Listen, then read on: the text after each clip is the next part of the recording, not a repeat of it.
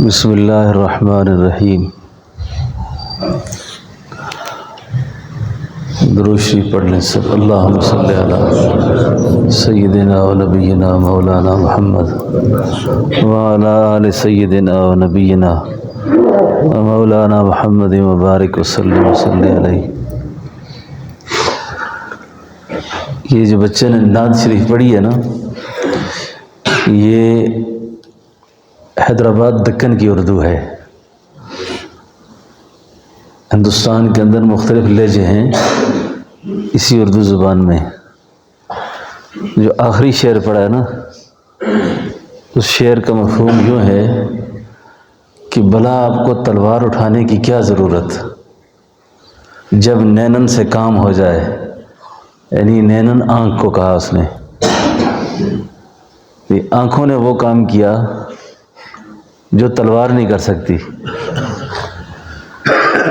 رسول اللہ صلی اللہ علیہ وسلم کی شان میں، آپ کے مقام پر جتنی زبانیں دنیا میں موجود ہیں، ہر زبان میں لوگوں نے لکھا، پڑھا، اب تک لوگ لکھ رہے ہیں اور پڑھ رہے ہیں۔ الفاظ کا ذخیرہ ختم ہونے کا نام نہیں لیتا۔ آپ فارسی، اردو، عربی، جس زبان کو بھی اٹھا کر دیکھیں، نبی پاک صلی اللہ علیہ وسلم کی لوگوں نے تعریف کی ہے،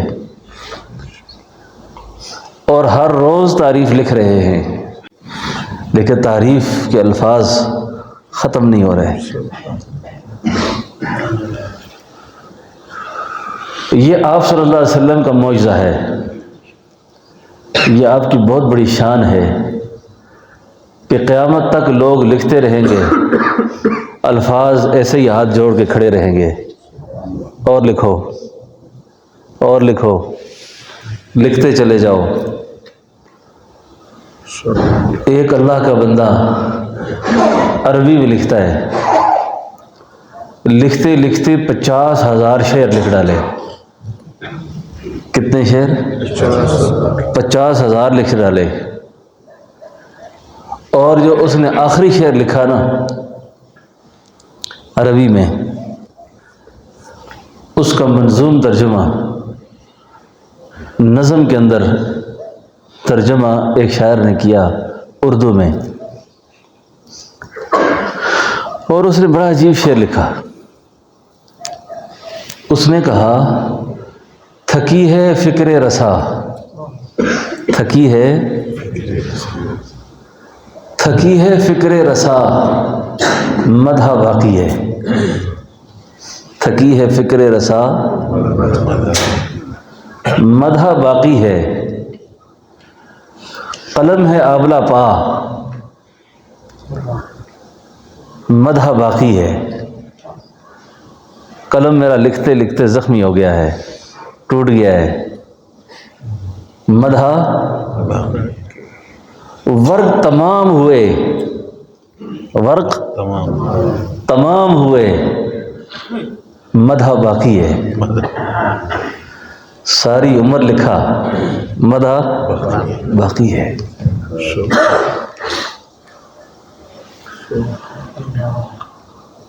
عجیب عجیب کلام ہوئے، عربی میں بھی ہوئے، فارسی میں بھی ہوئے، پشتو میں بھی ہوئے۔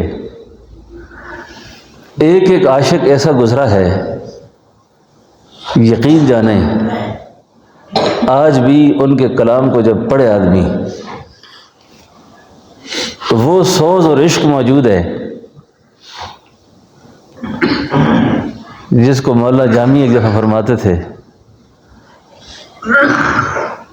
کہ میں اگر وہ جو نعت میں نے لکھی ہے، جو عشق میرا سینے میں ہے، اگر میں اس کو پڑھ لوں تو مچھلیاں کباب بن کر سمندر سے باہر آ جائیں۔ حافظ الحدیث حضرت عبداللہ درخواستی رحمۃ اللہ علیہ کئی دریا میں سفر کر رہے تھے، تو مفتی محمود صاحب رحمۃ اللہ علیہ ساتھ تھے تو آپ نے فرمایا حضرت اگر وہ مولانا جامی کا جو شعر ہے وہ آپ پڑھ کر سنائیں۔ حضرت درخواستی نے جب پڑھا تو مچھلیاں چھلانگ لگا رہی تھی کشتی میں، چھلانگیں لگا رہی تھیں اور کشتی میں مچھلیاں آنے شروع ہو گئیں۔ تو حضرت درخواستی بڑی شان والے تھے تو کہیں بیان میں فرمایا کہ میں نے جب مولانا جامی کی نعت سنائی نا تو یوں مچھلیاں دریا میں چھلانگیں مار رہی تھیں۔ یہ اولیاء کرام کی ایک شان ہوتی ہے۔ تو کسی نے مفتی صاحب سے پوچھا کہ حضرت درخواستی نے یوں فرمایا ہم نے ان گناہگار آنکھوں سے دیکھا ہے، ہم نے دیکھا ہے ایسا، اپنے اپنے عشق ہے، اپنی اپنی محبت ہے،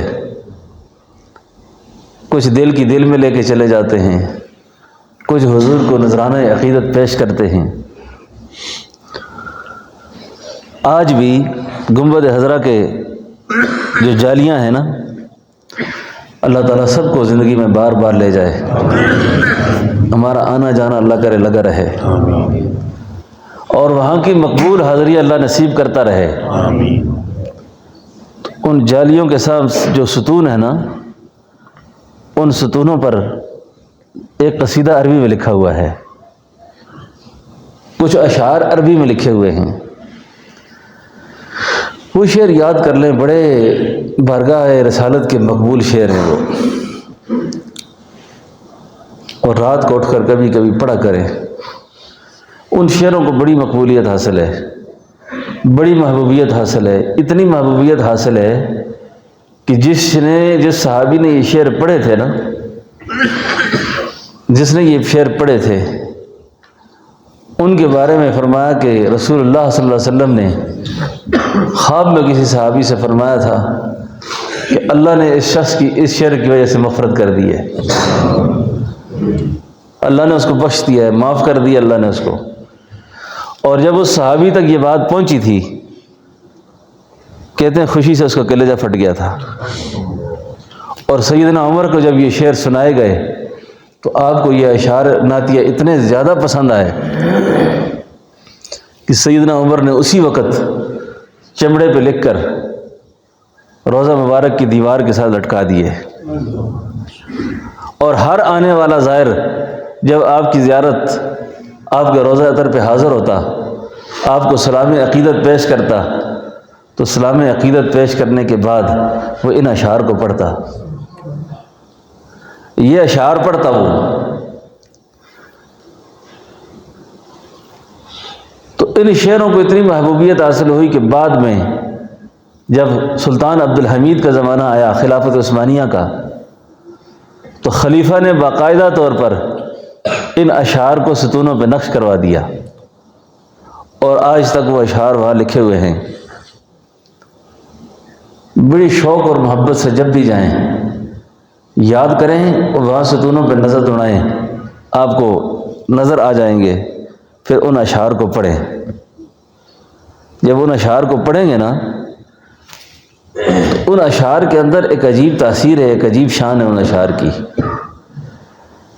ہر نعتیہ کلام جو شخص لکھتا ہے، اللہ جس کو توفیق دیتا ہے نا، اس کے اندر اس کا سوز عشق شامل ہوتا ہے، محبت شامل ہوتی ہے، اس کا بارگاہ رسالت کے ساتھ ایک عقیدت اور احترام کا رشتہ شامل ہوتا ہے۔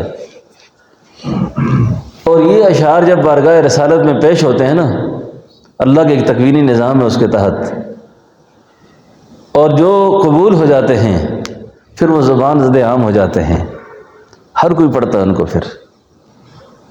اور مدینہ طیبہ کی مقبول حاضری کے پیچھے نعت کا بہت بڑا دخل ہے، نعت شریف کا بہت بڑا دخل ہے، اس کے پڑھنے کا بھی اور اس کے عقیدت و احترام سے سننے کا بھی۔ اللہ کرے کہ یہ منصب پیشہ وروں سے نکل جائے، صحیح لوگوں کے ہاتھ میں ہو، کیونکہ حضور کی نعت عبادت ہے، عبادت ہے، اور عبادت پہ دنیا کی چند ٹکوں کی نیت نہیں کرنی چاہیے، دنیا کی نیت نہیں رکھنی چاہیے، اللہ کی رضا اور محبوب کی بارگاہ میں قبولیت کی التجا رکھنی چاہیے کہ یہ میرا کلام پڑھا ہوا قبول ہو جائے۔ تو اس شاعر صحابی جو آئے نا، جن کے وہ اشعار ہیں، یہ اس دل سے پوچھیں جس دل میں حضور کی عقیدت اور محبت ہے، آپ کا احترام ہے۔ بے ذوق آدمی نہیں سمجھ سکتا کبھی بھی، بے ذوق آدمی کو حضور کی محبت سمجھ ہی نہیں آتی، نہیں سمجھ آتی کبھی بھی۔ آپ صلی اللہ علیہ وسلم کا جو مقام اور مرتبہ ہے نا، اللہ تعالیٰ نے جس شخص پر کھولا ہے نا جی، یہ بھی بڑی عجیب بات سنا رہا ہوں آپ کو، جس پر مقام نبوت نہ کھلے اس پر اتنا ہی کھلا کہ یہ ہمارے نبی ہیں، مسلمان ہے یہ، لیکن مقام نبوت جب کھل گیا کسی پر کہ مقام رسالت ہے کیا، سبحان اللہ، وہ ادب رسالت کے اندر بچ جاتا ہے، ادب رسالت کے اندر محو ہو جاتا ہے، گم ہو جاتا ہے کہ رسول اللہ کا کتنا بڑا مقام ہے۔ ایک اللہ آپ نہیں ہیں، بولو ایک اللہ آپ، ایک خدا آپ نہیں ہیں، خدائی کے بعد جو کچھ بھی ہے سب کچھ آپ ہی ہیں، خدائی کے بعد جو کچھ بھی ہیں آپ ہی ہیں بس۔ آپ کو میں یہ شعر بھی سناؤں، علماء کرام کی خاص ذوق کی نظر ایک بات عرض کرنے لگا ہوں، باقی لوگ بھی سمجھ جائیں گے۔ انسان کے جسم سے روح نکلتی ہے نا، تو روح کہاں ہوتی ہے؟ یا علیین میں ہوتی ہے، یا کہاں ہوتی ہے؟ سجین میں ہوتی ہے، یہی دو مقام ہیں۔ تو نیک کی روح کہاں ہوگی؟ اب رسول اللہ صلی اللہ علیہ وسلم کی جو روح مبارک ہے وہ کہاں ہے؟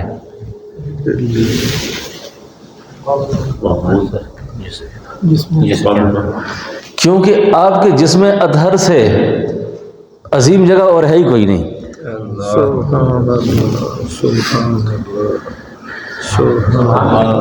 نہیں سمجھے ہوا، کتنی بڑی بات آپ نے ضائع کر دی میری۔ سجین بھی آپ کے سامنے ہاتھ باندھ کے کھڑی ہے، علیین بھی آپ کے سامنے ہاتھ باندھ کے کھڑی ہے۔ علیین اور سجین کیا ہے؟ جنت کیا ہے؟ آپ جس مٹی میں آرام فرما ہیں، آپ کا وجود مبارک جس زمین کے ساتھ لگا ہوا ہے، وہ اللہ کے عرش سے بھی زیادہ عظمت والا ہے، وہ اللہ کے عرش سے بھی زیادہ عظمت والا ہے۔ تو میری سمجھ میں تو یہ بات آئی ہے کہ آپ کے جسم اطہر سے اعلیٰ جگہ اور ہے ہی کوئی نہیں کہ جہاں آپ کی روح کو ٹھہرایا جاتا۔ کیا خیال آپ کا؟ آپ پر ضابطے کے مطابق موت طاری ہوئی ہے۔ انک میت و انہم میتون۔ صابر صاحب سمجھ رہے ہیں بات کو؟ یہ نہیں کہ آپ پر موت طاری نہیں ہوئی، لیکن آپ کی روح کے لیے اور قرار کی جگہ ہی کوئی نہیں تھی، کہاں ٹھہراتے آپ کو؟ وہی آپ کا وجود مسعود تھا جس وجود مسعود میں آپ کی روح مبارک کو لٹایا گیا، اور آپ کا روضہ، آپ کا گھر جہاں آپ آرام فرما ہیں وہ جنت ہے۔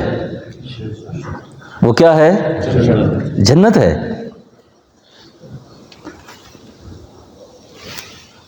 وہ جنت ہے، اس جنت میں آپ آرام فرما ہیں۔ ما بین بیتی و منبری روضۃ من ریاض الجنہ۔ جنت میں کون ہوگا؟ جنت میں میت ہوگا؟ جنت میں کون ہوگا؟ آپ صرف زندہ ہی نہیں، اعلیٰ عرفہ حیات کے ساتھ زندہ ہیں۔ آپ صرف زندہ ہی نہیں بلکہ اعلیٰ۔ کئی لوگوں کو ذہن میں ایک بات ہوتی ہے کہ شہید زندہ ہیں، قرآن کہتا ہے شہید کیا ہیں؟ یہ بڑی آشکارانہ تشریح ہے، شاید آپ نے نہ سنی ہو پہلے۔ شہید کیا ہیں؟ زندہ ہیں، لیکن شہید کی بیوہ سے نکاح جائز ہے، شہید کی بیوہ سے نکاح جائز ہے، لیکن نبیوں کی بیویوں سے نکاح جائز کیوں؟ یہ بھی زندہ ہیں، نبی بھی زندہ ہیں۔ فرمایا شہید کی شہادت پہ کچھ احتمال ہو سکتا ہے کہ شاید یہ شہید نہ ہو، یہ تو ہم کہتے ہیں نا، نہیں سمجھو، شہید کے بارے میں یہ گمان ہو سکتا ہے کہ یہ شہید نہ ہو، اس لیے اس کی زندگی میں تردد ہے۔ ہم کہتے ہیں یہ زندہ ہے، لیکن ہو سکتا ہے وہ زندہ نہ ہو۔ لیکن انبیاء کی حیات کے اندر کوئی شک نہیں ہے۔ اگر ہم ان کو مردہ مانیں گے تو پھر نبوت کو جاری سمجھنا پڑے گا،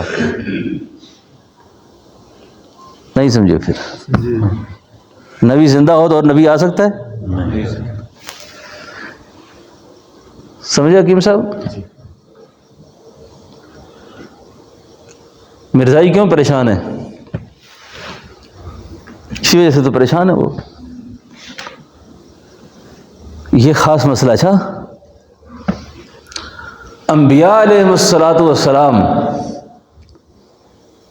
ان کے اجسام پر اللہ نے مٹی کو حرام کر دیا ہے کہ وہ نبی کے جسم کو کھائے ہو۔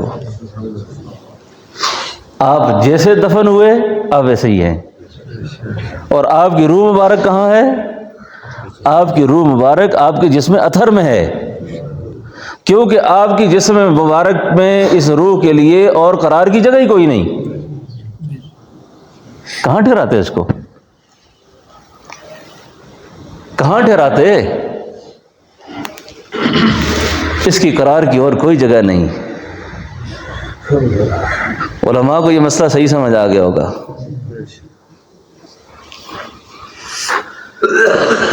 اللہ اکبر۔ شہداء زندہ، انبیاء بدرجہ اولا زندہ۔ اب وہ صحابی جب آئے نا، اس صحابی نے آ کر نا بڑی شان سے آپ پر ایک قصیدہ پڑھا، بڑی محبت سے اس نے حضور کو خطاب کیا۔ پہلے اس نے پوچھا کہ حبیب علیہ الصلوۃ والسلام کہاں ہیں؟ انبیاء جہاں فوت ہوتے ہیں نا وہیں دفن ہوتے ہیں۔ اچھا،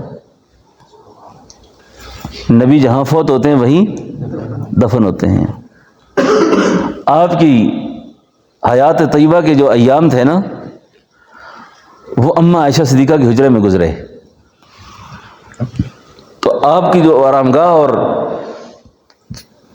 روضہ اقدس جہاں بنا نا، وہ اماں عائشہ کا روضہ ہے۔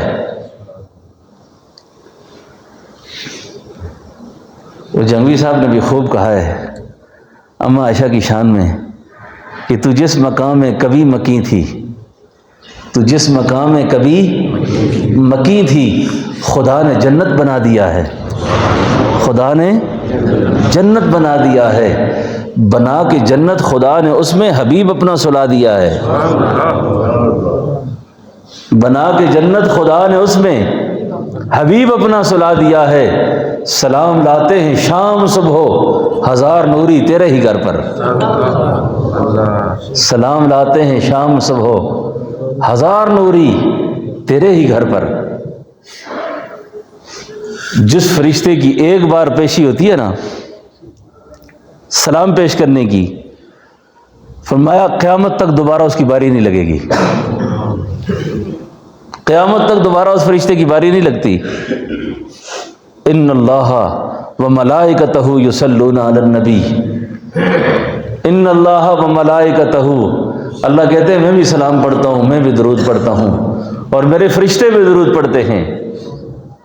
یصلون علی النبی، اور جو فرشتہ حاضر ہو کے پڑھتا ہے قیامت تک دوبارہ اس کی باری پھر نہیں آتی، نہیں آتی اس کی باری۔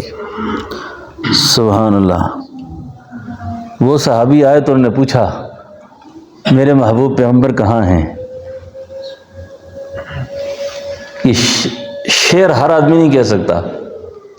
جب ان کو کہا گیا کہ آپ تو وصال فرما گئے، مولوی جان زیب صاحب مسئلہ حیات النبی سمجھ آیا؟ کیسا سمجھایا؟ صحیح سمجھ آیا؟ صحیح سمجھ آیا نا؟ ہاں.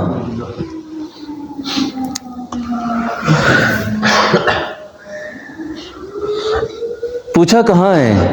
کہا آپ کا وصال ہو گیا ہے. اس بات کا صدمہ اس صحابی کو اتنا زیادہ ہوا کہ فوراً اس کی زبان سے نکلا یا خیر من دفنت فی القاء اعظمہ، یا خیر من دفنت فی القاء اعظمہ فطاب من طیبہن القاء ولکم. پانی ادھر. نفس الفداء لقبر انت ساکنہ وفیہ العفاف وفیہ الجود والکرم. یہ اشعار اس صحابی نے جب پڑھے نا جی،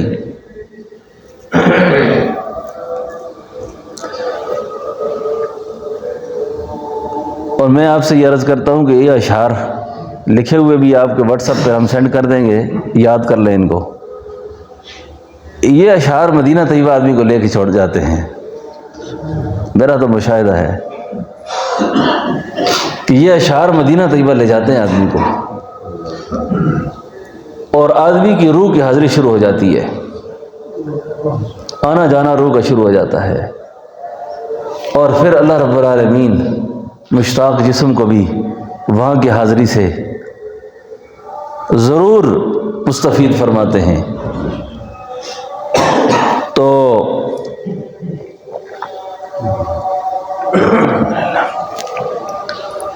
بارگاہ رسالت کے اندر جو آپ کی زبان ہے، جو اشعار آپ کو یاد ہوں، جو اشعار آپ کو یاد ہوں، ان اشعار کو بارگاہ رسالت میں خود گنگنایا کریں، اور کبھی کبھی پڑھا کریں ان کو. اور ان کے پڑھنے سے ایک خاص فیض آتا ہے، اور آدمی کو ایک خاص تعلق بارگاہ رسالت کا نصیب ہوتا ہے. اور جب آپ کو بارگاہ رسالت کا تعلق ایک دفعہ نصیب ہو گیا، سبحان اللہ، یہ آپ کی جان پہچان پیدا ہو جائے گی. اور جب جان پہچان ایک دفعہ ہو گئی، جان پہچان ایک دفعہ ہو گئی، تو رسول اللہ صلی اللہ علیہ وسلم کے ساتھ ایک تعلق ہو جائے گا. پھر آپ کی زبان پر خود بخود اشعار آئیں گے. وہ ایک اشعار تھے جی، وہ گروپ کا کیا نام ہے آپ کا جو بنایا تھا بھی؟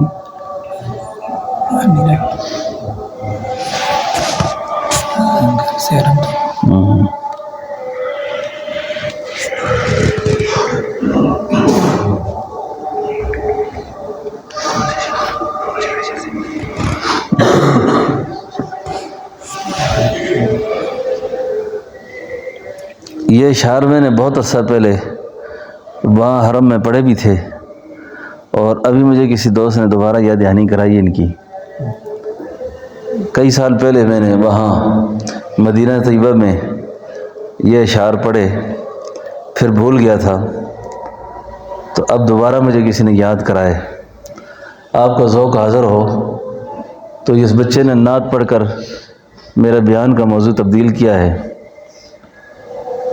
میں چپ کھڑا ہوں، میں چپ کھڑا ہوں دربار مصطفیٰ میں، آنکھوں سے بولتا ہوں دربار مصطفیٰ میں. میں چپ کھڑا ہوں دربار مصطفیٰ میں، آنکھوں سے بولتا ہوں دربار مصطفیٰ میں. میرا وجود جیسے گم ہو کے رہ گیا، میرا وجود جیسے گم ہو کے رہ گیا، خود سے بچھڑ گیا ہوں دربار مصطفیٰ میں، خود سے بچھڑ گیا ہوں. محسوس ہو رہا ہے صدیاں سمٹ گئیں، محسوس ہو رہا ہے صدیاں سمٹ گئیں، کچھ دیر ہی رہا ہوں دربار مصطفیٰ میں. کیا اب بھی میرے رب کا مجھ پہ کرم نہ ہوگا؟ کیا اب بھی میرے رب کا مجھ پہ کرم نہ ہوگا؟ اب تو میں آ گیا ہوں دربار مصطفیٰ میں، اب تو میں آ گیا ہوں. آنسو ندامتوں کے ہیں چشم تر سے جاری، چھپ چھپ کے رو رہا ہوں دربار مصطفیٰ میں، چھپ چھپ کے رو رہا ہوں۔ اللہ میری قسمت برسات رحمتوں کی، آنکھوں سے دیکھتا ہوں دربار مصطفیٰ میں۔ کرنیں نکل رہی ہیں میرے وجود سے بھی، خورشید بن گیا ہوں دربار مصطفیٰ میں۔ میں چپ کھڑا ہوں دربار مصطفیٰ میں۔ تو نبی پاک صلی اللہ علیہ وسلم کی شان میں جیسے اس صحابی نے شعر کہا ہے نا، اس طرح ایک ولی جن کا نام ہے حضرت شیخ سعدی، کیا نام ہے؟ شیخ سعدی رحمۃ اللہ علیہ۔ ان کا نام تھا مصلح الدین، اصل نام کیا تھا؟ مصلح الدین المعروف سعدی شیرازی۔ ہر دور کے اندر نا مخالف موافق لوگ رہتے ہیں، اور جو معاصر لوگ ہوتے ہیں نا، ہم زمانہ لوگ بہت کم کسی کو مانتے ہیں۔ معاصرت جو ہوتی ہے نہیں، ایک بڑی خطرناک بیماری ہے، نہیں مانتے۔ کوئی کتنا بڑا آدمی ہو کہے گا جی میں جانتا ہوں اس کا باپ ایسا تھا، اس کی ماں فلاں قبیلے کی تھی، اس کا دادا کو میں نے دیکھا تھا۔ یہ ایک بیماری ہے، اس کو کہتے ہیں معاصرت۔ یہ کھا جاتی ہے، ہاں بندہ خلاف ہوتا ہے، نہیں مانتا۔ اور اس بیماری نے بڑے بڑے لوگوں کو ضائع کیا، ان کی فیوزات سے لوگ محروم رہے کہ جی میں جانتا ہوں ان کو، میں جانتا ہوں۔ یہ ایک بیماری ہے۔ شیخ سعدی رحمۃ اللہ علیہ بہت بڑے عارف تھے، انہوں نے اللہ کے محبوب کی شان میں ایک نعت لکھی۔ ابھی اس کے 3 مصرے لکھے تھے، ایک مرید نے دیکھے تو اس نے بڑے شوق سے پڑھے۔ پتہ وہ کیا تھے؟ بلغ العلا بکمالہ،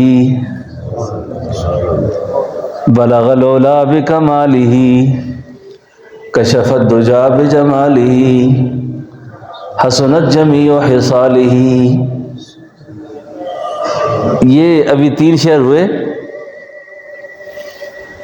ابھی چوتھا نہیں لکھا تھا، رباعی مکمل نہیں ہے، 4 شعروں کی رباعی ہوتی ہے، ابھی رباعی مکمل نہ ہوئی تھی۔ اس زمانے کے ایک شاعر نے دیکھا کہ یہ شعر شیخ سعدی نے کہا، انہوں نے کہا یہ کوئی اتنی بڑی بات تو نہیں، میں بھی کہہ سکتا ہوں۔ شیخ سعدی کہہ سکتے ہیں تو میں بھی کہہ سکتا ہوں۔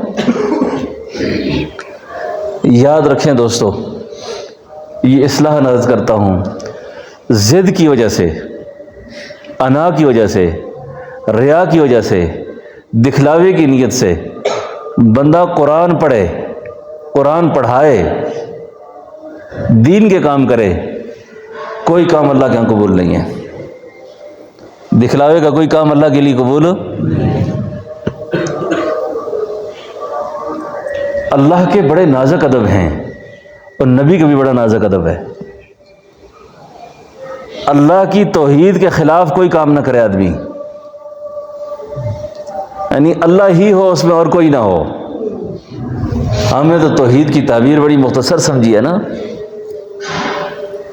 توحید کی تعبیر یہ ہے کہ انسان کے کسی عمل میں رائی کے دانے کے برابر بھی دکھلاوا اور ریاکاری نہ ہو اس ذات کے لیے، جو کچھ ہو اللہ کے لیے ہو، کہ میرے اللہ راضی ہو جائیں اس سے۔ اور اگر کہیں بھی نام آ گیا کہ جی میرا نام چلے، لوگ میری واہ واہ کریں، میری تعریف ہو جائے، تعریف تو ہو جائے گی دنیا میں چند دن، لیکن اللہ کے ہاں اس کا کوئی حصہ نہیں ہوگا۔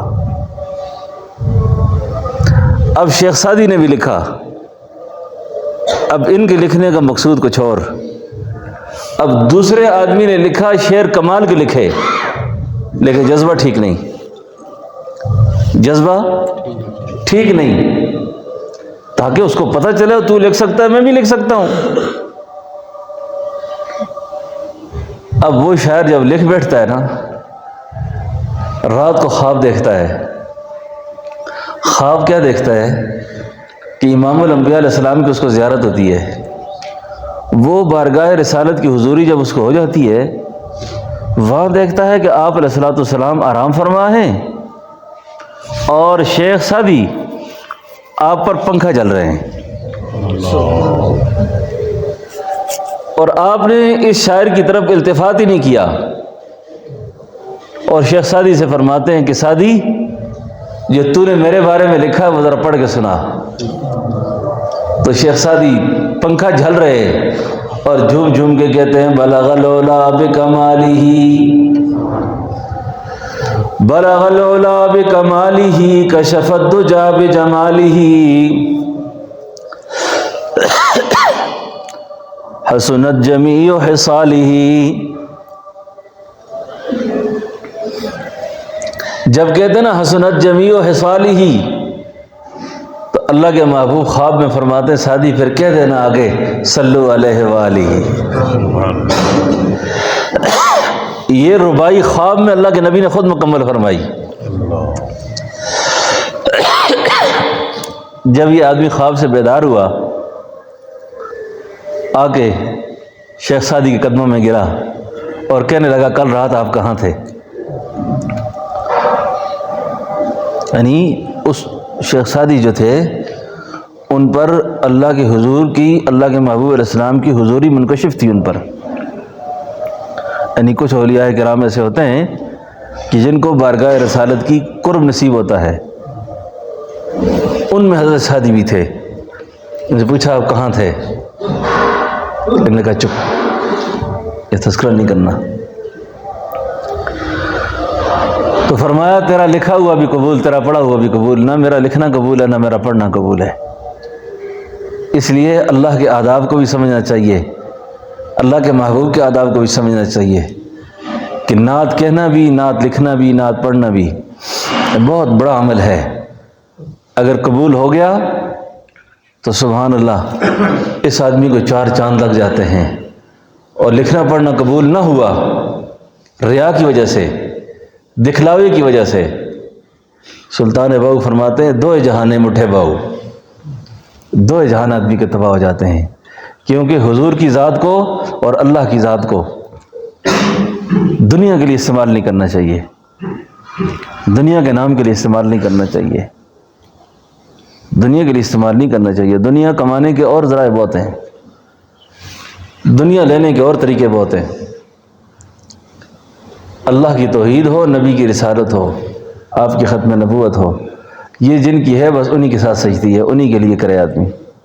باقی دنیا غلام بن کر، نوکر بن کر پیچھے پھرتی ہے. پھر دنیا نوکر بن کر پیچھے پھرتی ہے، غلام بن جاتی ہے.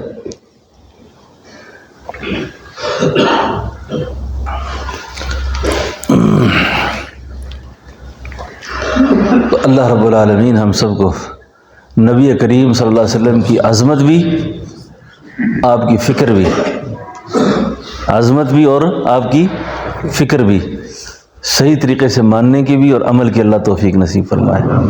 اور بارگاہ رسالت کی مقبول حاضریاں اللہ ہم سب کو نصیب فرمائے. اور بارگاہ رسالت کی حاضری بہت بڑا شرف ہے. فرمایا جس نے میرے روزے کی زیارت کی اس نے گویا میری زیارت کی ہے، اور جس نے میری زیارت کی ہے اس پر میری شفاعت واجب ہے.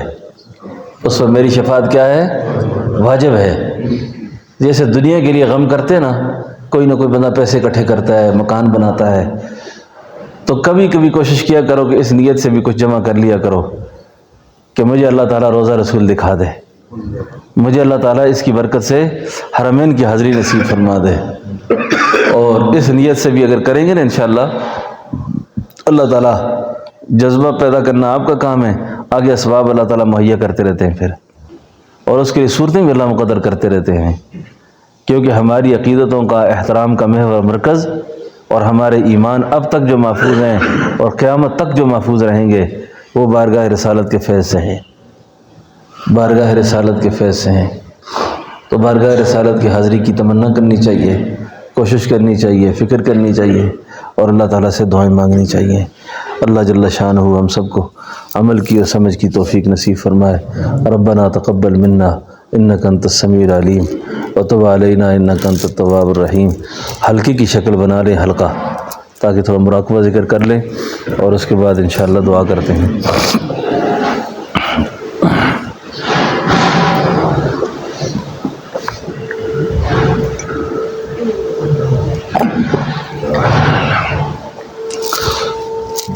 ذکر کے حلقے جنت کے باغ ہوتے ہیں، ذکر کا حلقہ جنت کا باغ ہوتا ہے، اور جنت کے باغوں میں اللہ کے نبی صلی اللہ علیہ وسلم نے فرمایا جب گزرو تو خوب چرو۔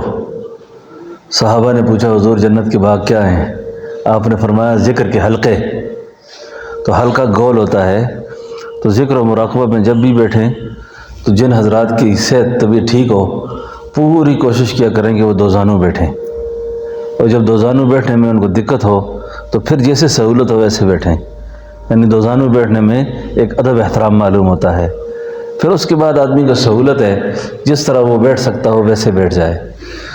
اب ہمارے ہاں ذکر کا طریقہ یہ ہے کہ دل کے اوپر خیال رکھنا ہے، دل کے اوپر خیال رکھنا ہے، اور یہ جو جہاں دل کی دھڑکن ہوتی ہے نا، اس مقام پر تصور کرنا ہے کہ اللہ کا مبارک نام میرے دل پر لکھا ہوا ہے، اور میں اس نام کو پڑھتا ہوں اور میرا دل کر رہا ہے اللہ اللہ اللہ اللہ اللہ، اور دل دل میں اللہ کا شکریہ بھی ادا کریں کہ یا اللہ ذکر پتہ نہیں مجھ سے ہو سک رہا ہے یا نہیں ہو سک رہا، لیکن میں حاضر باش ہوں اس محفل میں جہاں تیرے بندے تجھے یاد کر رہے ہیں۔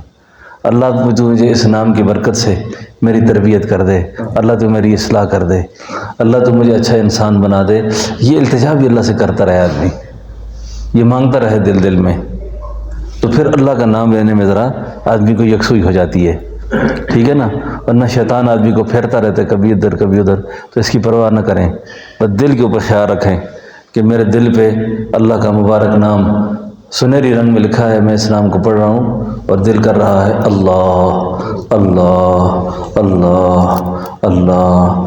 آنکھیں بند کرنا، چہرے پہ پلہ ڈالنا، متوجہ ہونا، یہ سب یکسوئی کے لیے ہوتا ہے۔ جس کو جیسے یکسوئی ہو، پلہ ڈالنے سے یکسوئی ہو پھر بھی ڈال دیا کرے، آنکھیں بند کریں اور دل کے اوپر خیال رکھیں، تصور کریں، یہ سب مختلف کیفیات ہیں۔ اللہ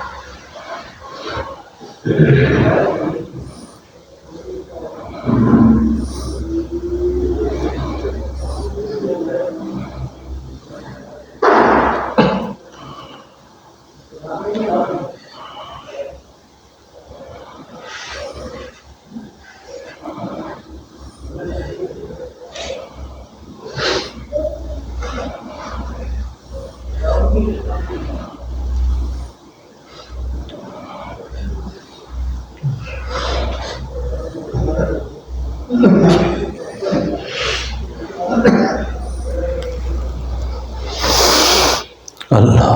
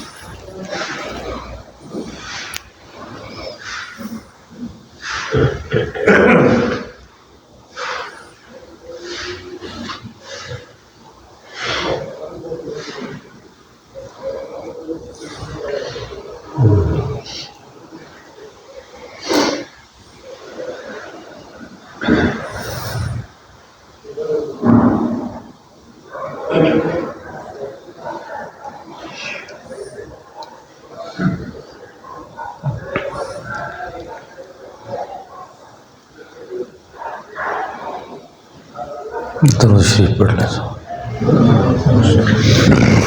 اللہم صلی علی سیدنا محمد وعلی آلہ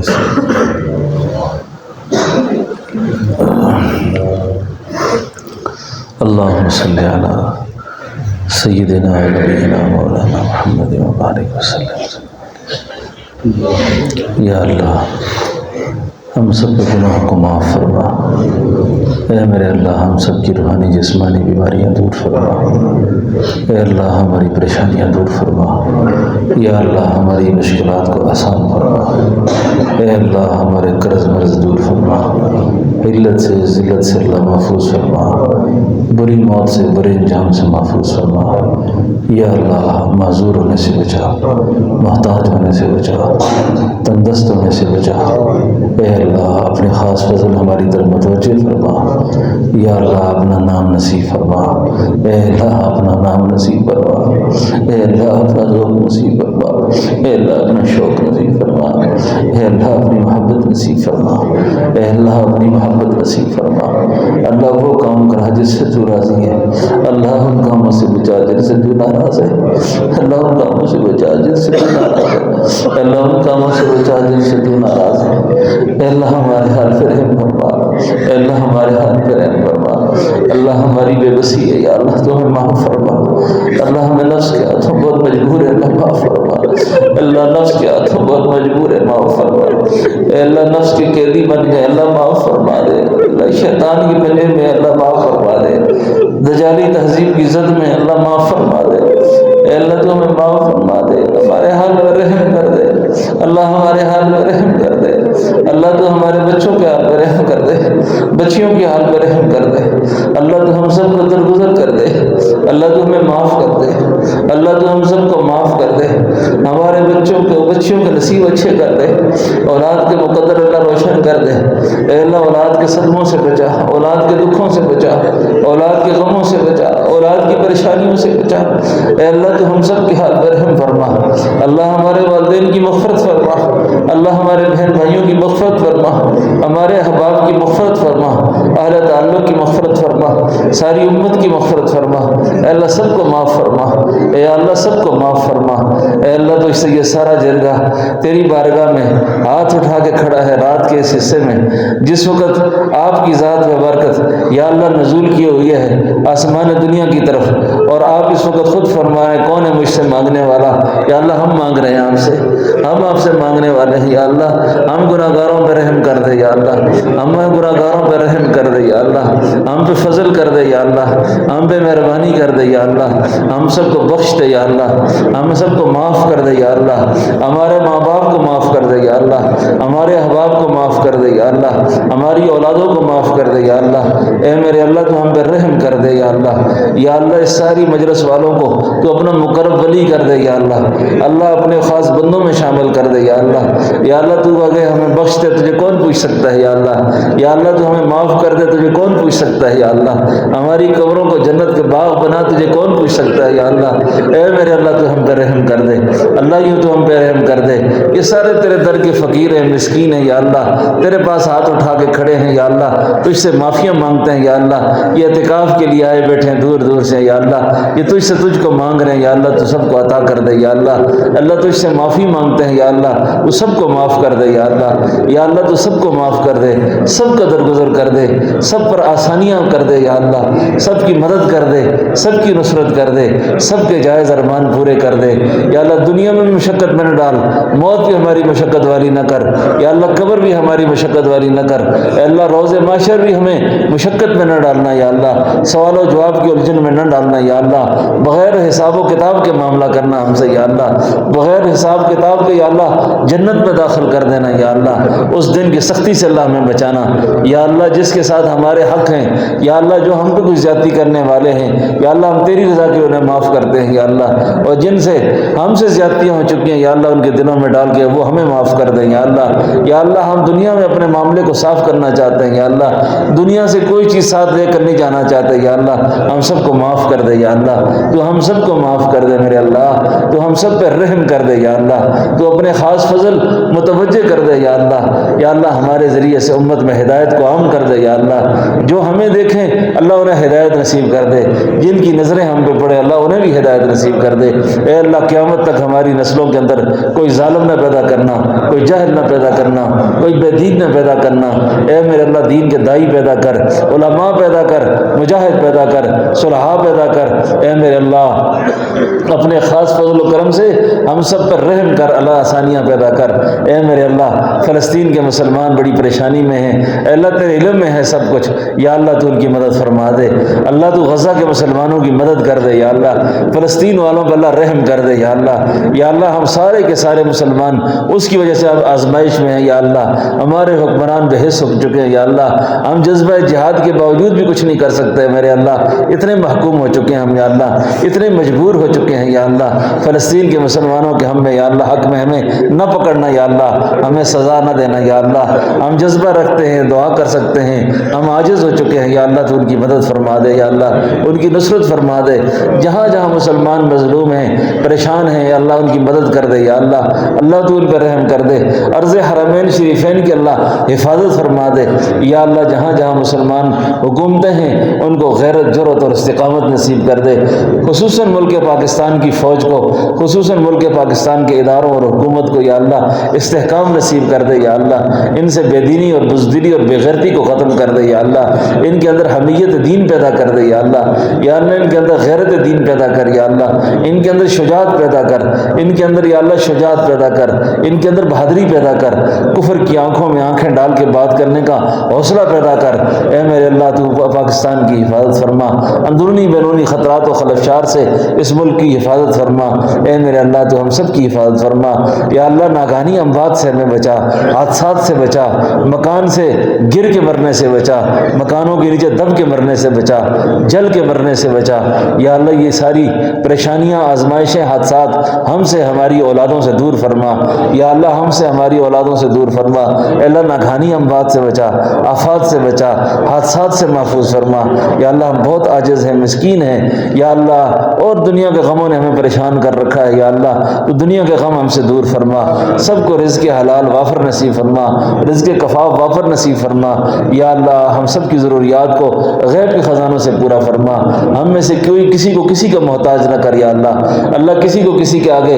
محتاجی نہ دے یا اللہ۔ یا اللہ سب کو اپنے در کا منگتا بنا، سب کو اپنے در کا محتاج کر یا اللہ۔ کسی کو کسی کا محتاج نہ کر یا اللہ، کسی کو کسی کا محتاج نہ کر یا اللہ۔ سب پر اپنا رحم فرما، سب پر اپنے فضل فرما، سب کے لیے آسانیاں پیدا فرما، سب کی مدد فرما، سب کی نصرت فرما، سب کو یا اللہ اپنا خاص تعلق نصیب فرما اے میرے اللہ۔ یہ جتنے لوگ دور دراز سے آئے ہیں تیرے بندے، تیری محبت میں آئے ہیں، تیری وجہ سے ملاقات کے لیے آئے ہیں، ملنے کے لیے آئے ہیں، جیسے اللہ تو نے ہمیں یہاں جمع کیا، اللہ جنت میں بھی ایسے ہی جمع فرما اللہ، جنت میں بھی ایسے ہی جمع فرما اللہ، جنت میں بھی ایسے ہی جمع فرما اے میرے اللہ۔ ساری کا وقت ہے، قبولیت کا وقت ہے یا اللہ۔ یہ سارے فقیر ہیں، ان میں کتنے مخلص بندے تیری رضا کے لیے آئے ہیں اور جو تجھ سے تجھ کو مانگ رہے ہیں یا اللہ۔ ان کی نیک دعاؤں میں ہم سب کا حصہ فرما یا اللہ۔ ان کے ہاتھ اٹھائے کھڑے ہیں یا اللہ، ان کے ہاتھوں میں ساری امت کا حصہ فرما یا اللہ۔ ان کی دعاؤں میں سب کا حصہ فرما یا اللہ۔ وہ تیری ایک بندی نے کعبے میں کھڑے ہو کے کہا تھا، کب سے کھڑی ہوں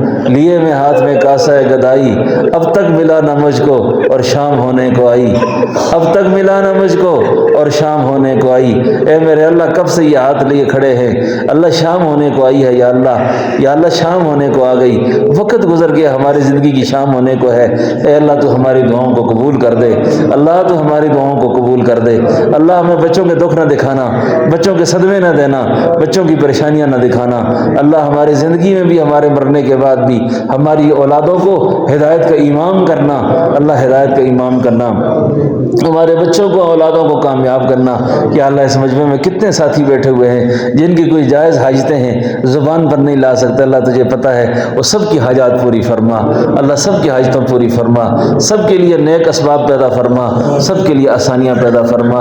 کچھ ہمارے دوست بیمار پریشان ہیں، خط لکھے، دعائیں کا کہا انہوں نے یا اللہ، ان سب کو صحت و عافیت نصیب فرما۔ ایک دوست کینسر کے مریض ہیں، جو چھوٹے چھوٹے بچے ہیں، بیچارہ بہت پریشان ہے اے میرے اللہ، تو اس کو شفا نصیب فرما دے اللہ، ان کی سختی کو دور کر دے۔ اور جتنے ہمارے احباب بیمار ہیں یا اللہ، اہل تعلق بیمار ہے یا اللہ، دعاؤں کو لکھا ہے کہا اللہ، سب کو شفا کاملہ نصیب کر دے یا اللہ، سب کو۔ اور ہمارے بہن بھائی، عزیز و اقارب، احباب، والدین جو قبروں میں پڑے ہیں یا اللہ، اس وقت وہ تیری بارگاہ میں پہنچ چکے ہیں یا اللہ، ان کی قبروں کو جنت کے باغ بنا اور ہماری طرف سے پیار و محبت کے سلام ان کی روحوں کو پہنچا اور ان کو خوش فرما یا اللہ، ان کے درجات کو بلند فرما اے میرے اللہ۔ ہماری ان عبادات کو، رمضان کی اس روزے کو، تراویح کو، اعمال کو قبول فرما اور قبولیت کا اعلیٰ درجہ نصیب فرما کر اللہ، ہماری زندگی کو اپنی شان کے مطابق اپنی صراط مستقیم پر قائم فرما، بے دین گمراہ ہونے سے بچا۔ جب تک زندگی ہے دین پہ زندہ رکھ، مرنے کا وقت آئے اللہ خاتمہ ایمان پہ فرما یا اللہ، خاتمہ ایمان پہ فرما۔ اور جب دنیا سے جائیں تو زبان پہ جاری فرما کلمہ طیبہ لا الہ الا اللہ محمد الرسول اللہ، پڑھ لیں اس کلمے کو، لا الہ الا اللہ محمد الرسول اللہ، لا الہ الا اللہ محمد الرسول اللہ۔ اے میرے اللہ، آخری وقت ہمارے ہوش کو قائم فرمانا اور آخری وقت ہماری زبانوں پر اس کلمے کو جاری فرمانا اے اللہ۔ اس وقت تک اپنے پاس ہم میں سے کسی کو نہ بلانا جب تک تو ہم سے راضی نہ ہو جائے یا اللہ۔ اللہ اس وقت تک نہ بلانا جب تک تو راضی نہ ہو جائے یا اللہ، ناراضگی میں نہ بلانا یا اللہ۔ یا اللہ، ہم تیرا غضب برداشت نہیں کر سکتے، تیرا عذاب برداشت نہیں کر سکتے، تیری ناراضگی برداشت نہیں کر سکتے، قبر کی سختی برداشت نہیں کر سکتے میرے اللہ۔ یہاں چھوٹی سی گرمی ہو جائے ہم برداشت نہیں کر سکتے، قبر کی سختیاں کہاں برداشت کر سکتے ہیں، آخرت کی رسوائی اللہ کہاں برداشت کر سکتے ہیں اللہ، آخرت کی رسوائی کہاں برداشت کر سکتے ہیں اللہ۔ سب کو معاف کر دے یا اللہ، سب کو بخش دے یا اللہ، اللہ سب کو بخش دے یا اللہ، سب کو معاف کر دے یا اللہ، اللہ سب کو معاف کر دے یا اللہ، سب پر رحم کر دے یا اللہ، اللہ سب کو معاف کر دے اللہ، سب پر رحم کر دے یا اللہ۔ یا ایھا النفس المطمئنہ ارجعی الی ربک راضیۃ مرضیہ، یا اللہ یہ پروانہ ہمیں سنا دے زندگی میں یا اللہ، ہمارے نفس کو مطمئنہ کر دے یا اللہ، ہمارے نفس کو مطمئن بنا دے یا اللہ، نفس کے خطرات سے اللہ آزاد کر دے یا اللہ، بد نظری دور کر دے یا اللہ، عجب و تکبر کو دور کر دے، حسد اور لالچ کو دور کر دے یا اللہ، ساری آفات اور بیماریوں کو اللہ ہم سے دور کر دے یا اللہ۔ اللہ تو ہمیں اپنا بنا کے مار یا اللہ، اپنا بنا یا اللہ، اپنا بنا یا اللہ، اپنا بنا یا اللہ، اپنا قرب نصیب فرما یا اللہ، اپنی محبت نصیب فرما یا اللہ، اپنا بنا دے یا اللہ، اس سارے مجمع کو اپنا بنا دے یا اللہ، اپنا عاشق بنا، اپنے محبوب کا عاشق بنا یا اللہ۔ فانی دنیا سے ہمیں اس طریقے سے رخصت فرما کہ تو ہم سے راضی ہو یا اللہ، اللہ تو اس طریقے سے رخصت فرما تو ہم سے راضی ہو یا اللہ، اللہ تو ایسے رخصت فرما کہ تو ہم سے راضی ہو یا اللہ۔ اللہ موت کے وقت کی تلخی سے، نزع کی سختی سے اللہ بچانا، اے اللہ ہماری وجہ سے ہماری اولادوں کو آزمائش میں نہ ڈالنا، اللہ ہماری وجہ سے ہماری اولادوں کو پریشانی میں نہ ڈالنا یا اللہ، ہماری وجہ سے کسی کو آزمائش میں نہ رکھنا یا اللہ، جب موت کا وقت آئے تو آسانی سے رخصت کر دینا یا اللہ، ہماری وجہ سے اللہ کسی کو تکلیف نہ دینا یا اللہ، ہماری وجہ سے کسی کو پریشان نہ کرنا یا اللہ، ہماری وجہ سے ہماری اولادوں سے اللہ امتحان نہ لینا یا اللہ، جب ہمارا وقت پورا ہو جائے اللہ عافیت سے رخصت کر دینا یا اللہ، ہماری قبروں کو آسان کرنا یا اللہ، ہمارے جنازے آسان کر دینا یا اللہ، ہماری قبر کو جنت کا باغ بنا دینا یا اللہ، اے اللہ ہماری وجہ سے کسی کو تنگ نہ کرنا، ہماری وجہ سے کسی کو تکلیف نہ دینا، ہماری وجہ سے اللہ کوئی پریشان نہ ہو یا اللہ۔ ہم جب دنیا سے رخصتی کا وقت ہو ہمارا خاتمہ اچھے طریقے سے ہو جائے، ایمان پہ خاتمہ ہو جائے یا اللہ، یہ دنیا کی کوئی بھی سختی ہمارے ساتھ نہ جائے، دنیا کا کوئی ارمان ہمارے ساتھ نہ جائے، دنیا کی کوئی محبت ہمارے ساتھ نہ جائے، جب آخری وقت ہو تو یا اللہ تیری محبت ہم پر غالب ہو، تیرے محبوب کی محبت ہم پر غالب ہو، تجھ سے ملنے کا شوق ہو، کوئی شوق ہمارے دل میں نہ ہو یا اللہ، کوئی شوق ہمارے دل میں نہ ہو۔ اب تو رہے بس تادم آخر ورد زبان میرے الہ، لا الہ الا اللہ، لا الہ الا اللہ، لا الہ الا اللہ، لا الہ الا اللہ، لا الہ الا اللہ، محمد الرسول اللہ صلی اللہ علیہ وسلم۔ ربنا تقبل منا انک انت السمیع العلیم وتب علینا انک انت التواب الرحیم برحمتک یا ارحم الراحمین۔